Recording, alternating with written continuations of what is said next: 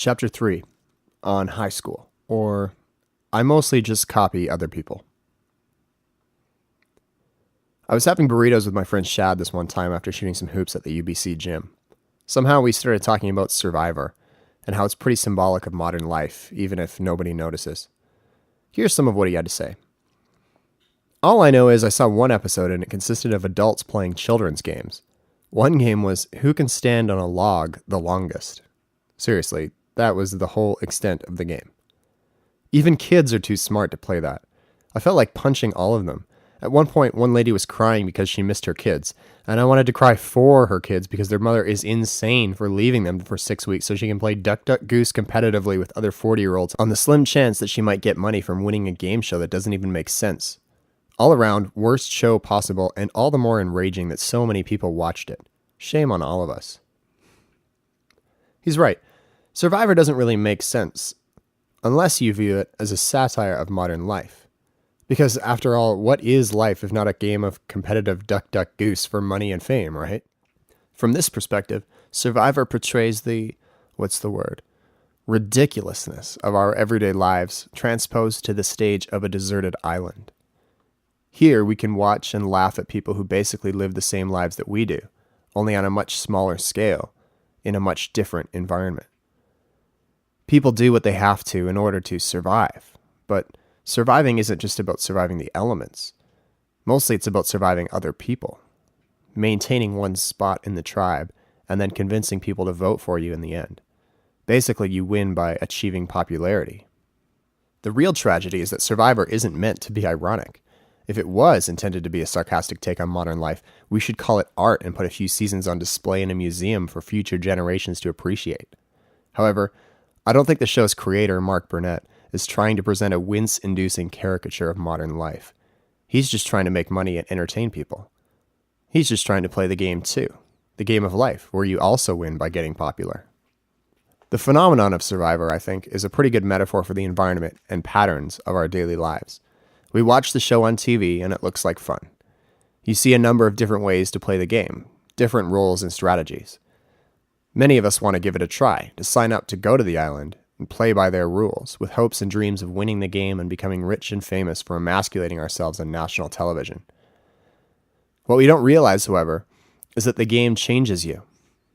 I imagine that if you actually got to play Survivor, you'd quickly realize that they didn't show you everything on TV. The hardships, the confusion, the despair.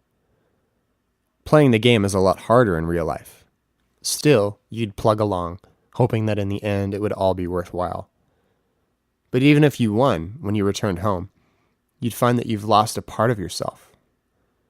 Maybe your character has been corrupted. Maybe you've lost some dignity. Maybe outside of the game, you're not sure who you are anymore. So you just want to try again. You just want to keep playing.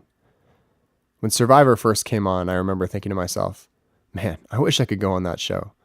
I bet I could win and still find a way to be honest and not make a fool of myself. Do they let 15-year-olds go on Survivor? They should make one for teenagers. Which, of course, they already have. It's called High School, and it's been on TV way longer than Survivor. Until about age 12, I grew up without a television in my house. Still, I occasionally found ways to inject some exciting cartoon action into my dreary afternoons with the likes of Batman, Spider-Man, Darkwing Duck, and Captain Planet. I watched them at friends' houses, at the neighbors' or grandma's, anywhere to get my fix. But the one show I was really into was Ninja Turtles, which technically I wasn't allowed to watch because of all the violence and subtle Buddhism. I remember feeling angry with my parents for forbidding me to watch Ninja Turtles. There wasn't any real danger in watching that show, I thought, because even I understand that a cartoon about talking, fighting mutant turtles is not realistic and should not be imitated. Also, I didn't pay any attention to Splinter's religious persuasion because Splinter wasn't cool like Michelangelo, who was too busy eating pizza and making wisecracks to be meditating. I'll tell you the show I should not, under any circumstances, have been allowed to watch. Saved by the Bell. Why? Because I did try to imitate this show, which made unrealistic expectations of life seem realistic. It taught me what was important about growing up. To live a life that looks and feels just like Saved by the Bell. Just like Survivor, I watched carefully and learned the roles and strategies. and I desperately wanted to give it a try, to play the game for myself.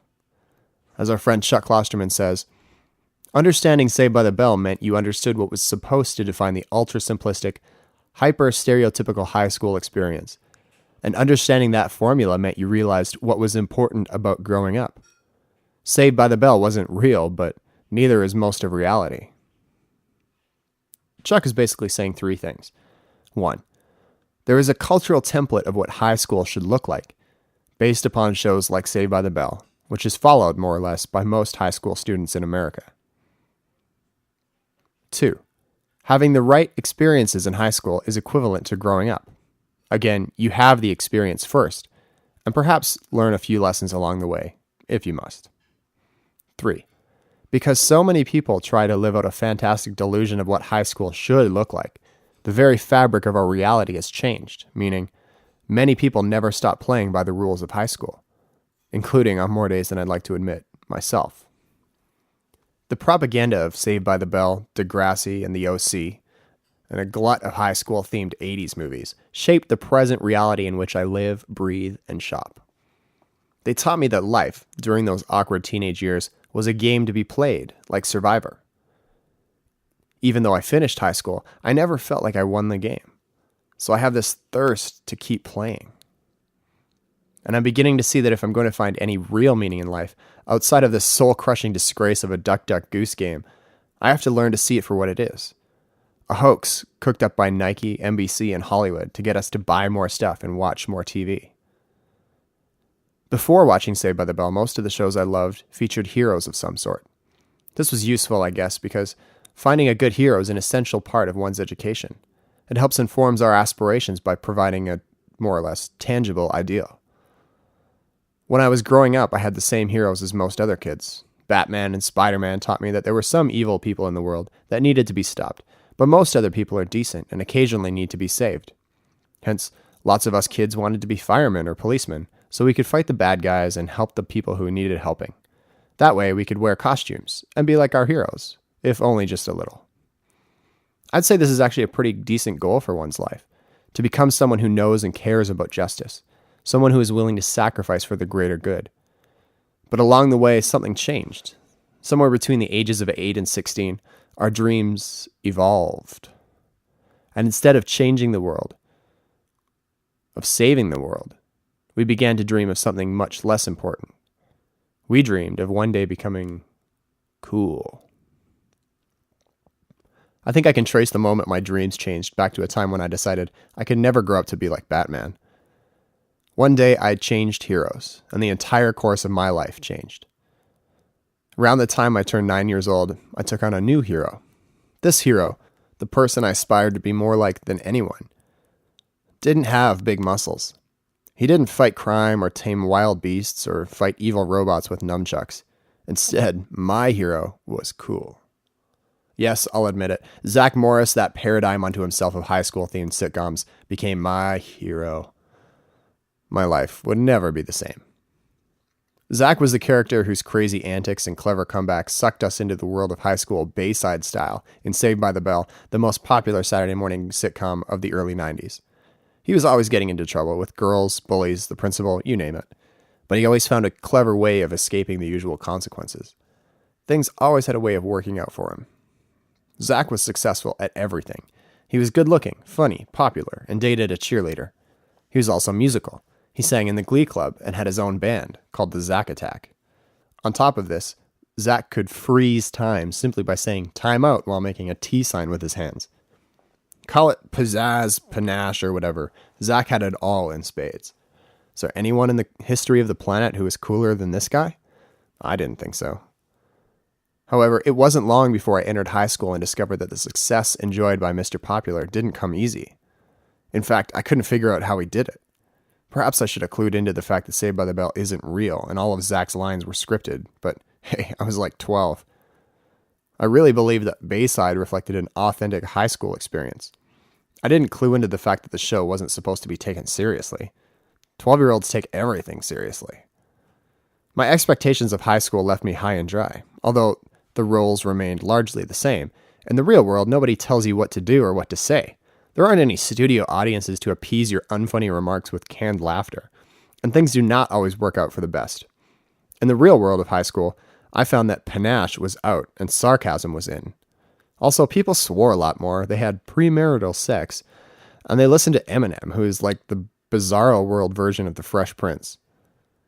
And you know what? I had a hard time adjusting because apparently it's not cool to be friends with nerds and play the guitar while wearing zigzag decorated suspenders while lip syncing to James Brown at the 8th grade talent show.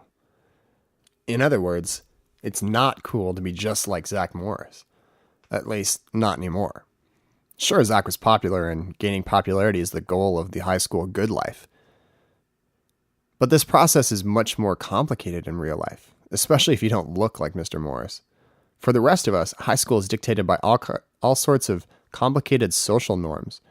For instance, you can't be friends with people like Screech in real high school. Also, God help you if you wrestle. High school enforced a strange set of rules on the fresh-faced, naive dreamer I was around age 12.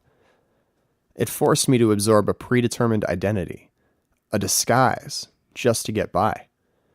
I had to choose friends that helped me climb the social ladder. I had to wear the right clothes and listen to the right music. I had to watch closely what I said and what I did because slip-ups can haunt you forever. I had to play the game, like Survivor, to achieve enough popularity points to stay on with the tribe. The game of high school serves as a training ground for a world where appearances matter more than character, relationships are made for the sake of networking, knowledge is gained simply to help you pass a test or impress a boss, and getting by is more important than changing things. Understand these rules and you just might win. High school is basically a training ground for the Survivor-esque game we call the real world. This was the path I was led down by my hero. I wanted to be like him, to live like he did, to experience what I'd seen on TV so much that I gave up a part of myself along the way. But now that I think about it, in what kind of world is Zack Morris somebody's hero? When I think of a prototypical hero, I think of someone big and tough and courageous. I think of someone who deserves glory and respect, someone who defends the helpless, who inspires virtue, and probably carries around a sword. Zack Morris, on the other hand, just washed his hair a lot. I'm sure if you were to study the history of hero figures, you'd find that heroes were legendary characters described by the poets as the kinds of people crucially needed in society. Back in the day, society needed strong workers, courageous leaders, and fearless fighters, so you had stories about guys like Robin Hood, Achilles, Beowulf, and King Arthur. Now those guys were heroes. But what does society need today? Society needs people who are easily convinced to buy useless crap. It needs people who want to be like Zack Morris, people willing to do and buy anything to achieve this status. There's something wrong when people start idolizing people like Zack and Kelly. Those characters were basically just advertising gimmicks, role models cooked up by corporate marketing executives who needed to sell more Nikes.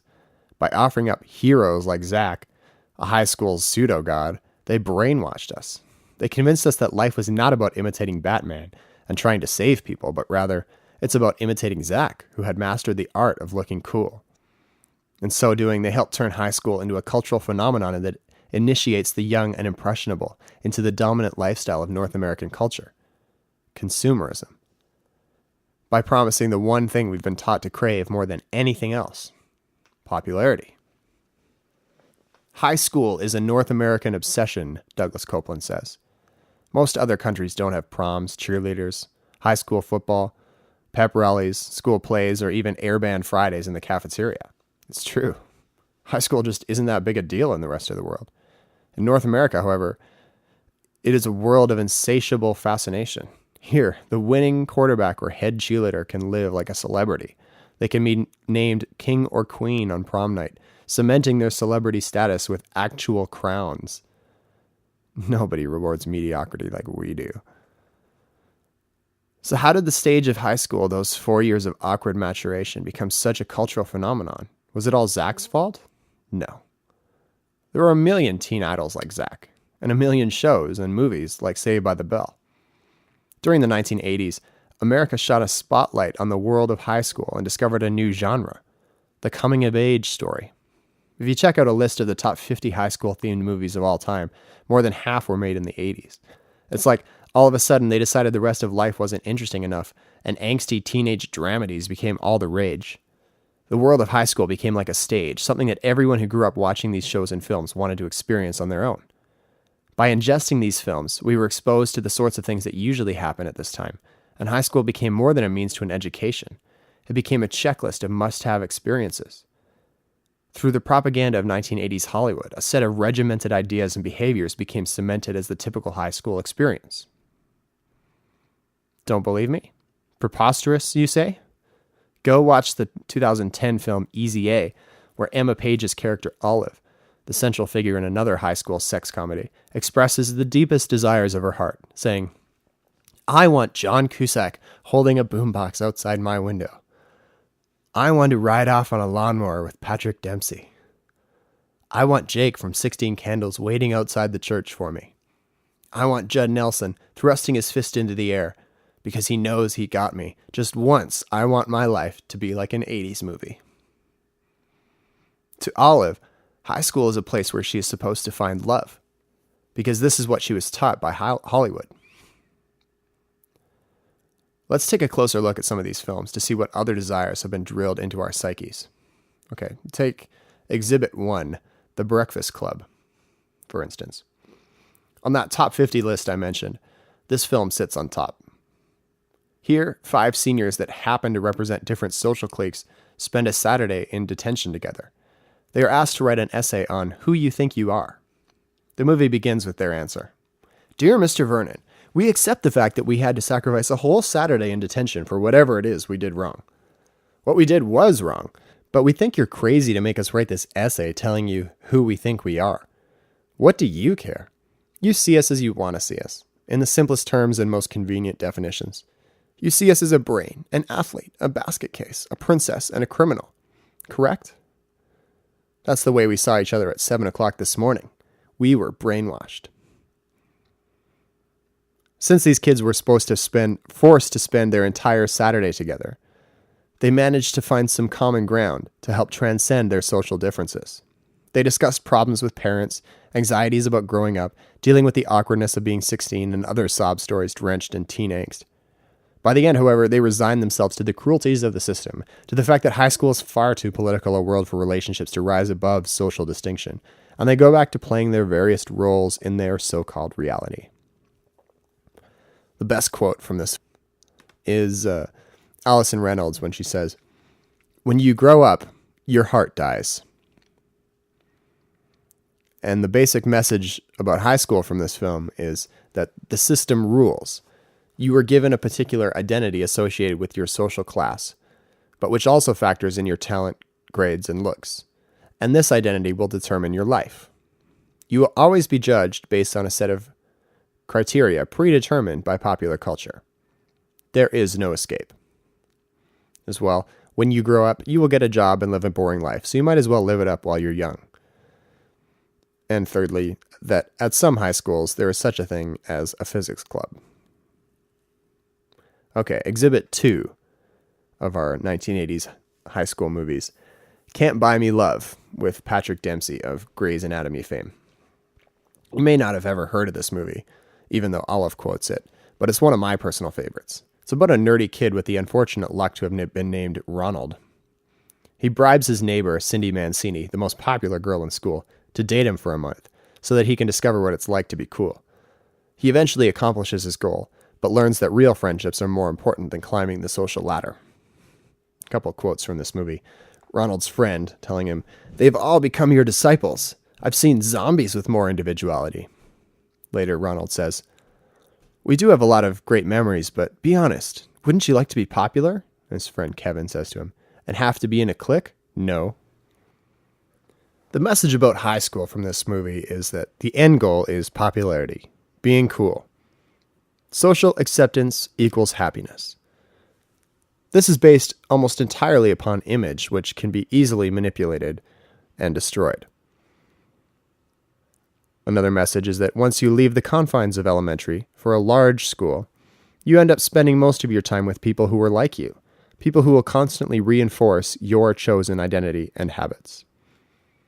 Now, the last movie we come to is Rebel Without a Cause. This movie is actually from the 50s, but it laid the foundation for every film about the competitive, spiritually suffocating world of high school to come. It also introduced us to the late James Dean, a young man immortalized as the coolest to have ever graced the screen, a legacy cemented by the fact that he died young. Pretty much the coolest thing that you can do. The story follows Jim Stark, played by Dean, on his first day of school in a new town. Knife fights, chicken runs, and endless cigarette smoking ensue. More importantly, however, the aesthetic of cool is born, typified by the film's aloof, composed, charming, and defiant protagonist. The rebel without a cause, live fast, die young lifestyle becomes a template for cool that informs the fantasies of teens everywhere. It is also quickly hijacked by advertising agencies that push cigarettes, fast cars, and leather jackets. Here's a couple of quotes. Jim Stark to his parents, "You're tearing me apart." Later, "If I had one day when I didn't have to be all confused, and I didn't have to feel that I was ashamed of everything, if I felt that I belonged someplace, I can't." It's so angsty. James wasn't only the template of cool, but also, I suppose, of teen angst. Thus begins the cinema's long and tumultuous history with angsty characters. Thank you, James. Without you, I suppose I would have been deprived the joys of the wall-piercing cries of countless college roommates trying to play Hands Down by Dashboard Confessional at 3 a.m. The message about high school is this. The coolest kid at high school is usually the rebel, and he is also his own authority figure. Instead of conforming to others, others conform to him. As well, true individuality is rebellion, and rebellion is having the right jacket, car, and hairstyle. A cigarette in one hand, a match in the other. And finally, if you want girls to like you, be really angsty. However, in my experience, this only works if you happen to be really good looking. These films and countless others offered us a template, or script. There are different roles you can take on, like the jock, the rebel, the cheerleader, or the brain. These roles come attached to certain gangs or cliques, which enforce the rules and stereotypes ruthlessly.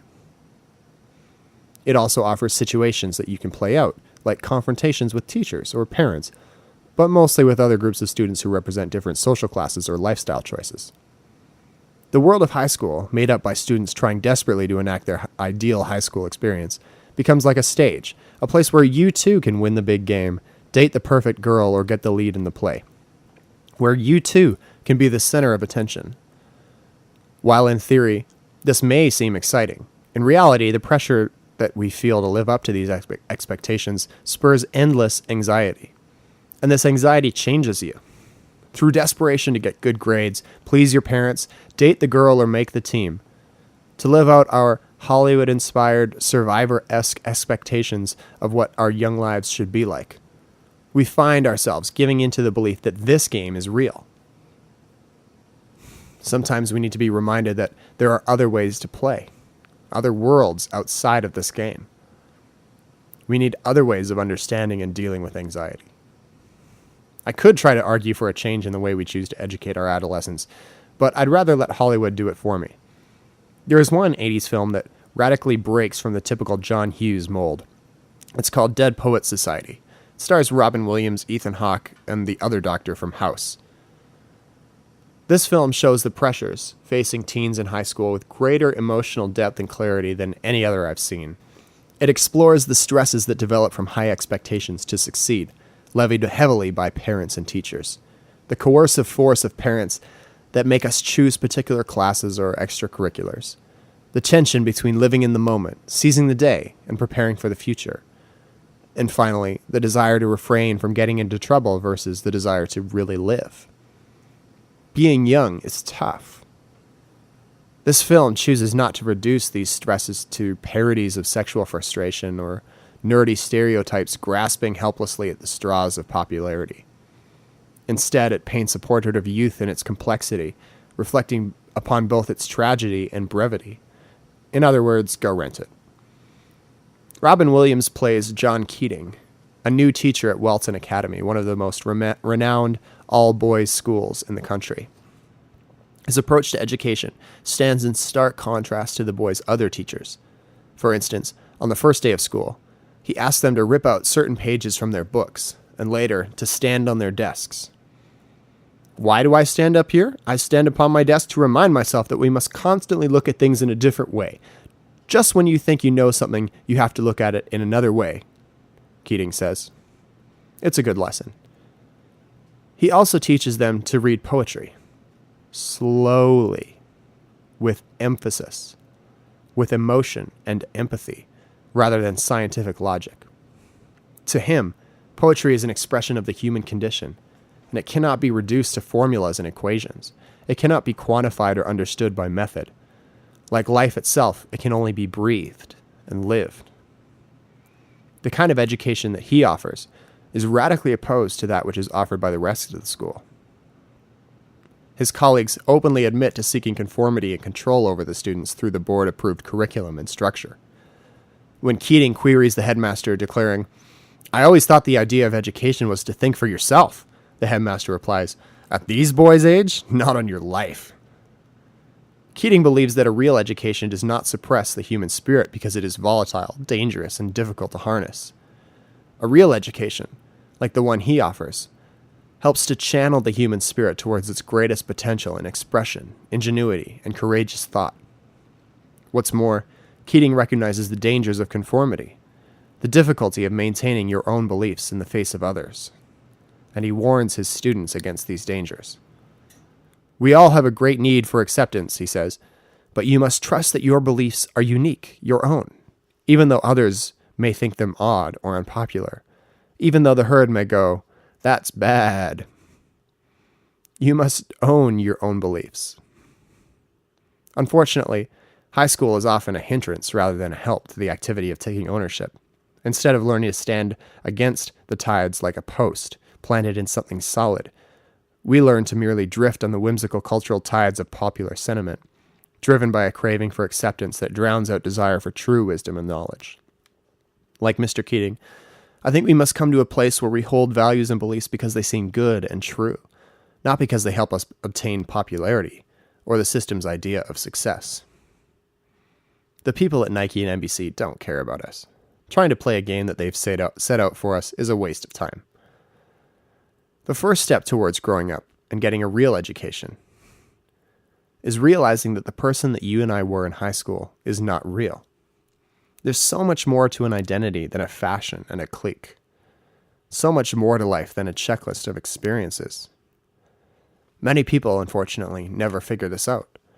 Instead, they live their lives totally oblivious to what high school has become and the conditioning it offers us. The script, the roles, the subconscious checklist of experiences. They don't come to realize that the cultural phenomenon of high school is largely a scheme to get people like me to accept certain ideas and structures that aren't realistic. A plan to indoctrinate us with the rules and rhythms of consumer society where popularity, success, and love can be bought and sold. It's all a hoax. One that convinced me to give up on my childhood dreams of changing the world. One that infected my ability to have wholesome relationships and colored my self-worth in terms that are entirely dependent upon the flimsy acceptance of my peers. In short, I too was brainwashed. At least that's what they called it in the Breakfast Club. Perhaps this is a suitable description. Dictionary.com says that brainwashing is either 1. A forcible indoctrination to induce someone to give up basic political, social, or religious beliefs and attitudes and to accept contrasting, regimented ideas. Or 2. Persuasion by propaganda or salesmanship. Depending on where you went to high school, you may draw the line between forcible indoctrination and persuasion by propaganda differently. But no doubt you'll agree that something like brainwashing goes on. It began when we were kids and our moms took us to matinees of Back to the Future, or when we dug into our brother's collection to find a copy of Risky Business. It started with the propaganda of 80s high school movies, and continued with TV shows like Saved by the Bell, which convinced us to buy into the spirit-killing world of high school, simply because it looked like fun at the time. We became used to the idea that this is what is, and this is what should be. And we, like the members of the Breakfast Club, resigned ourselves to helpless surrender. You can't really blame us, Mr. Vernon. We just wanted to play the game.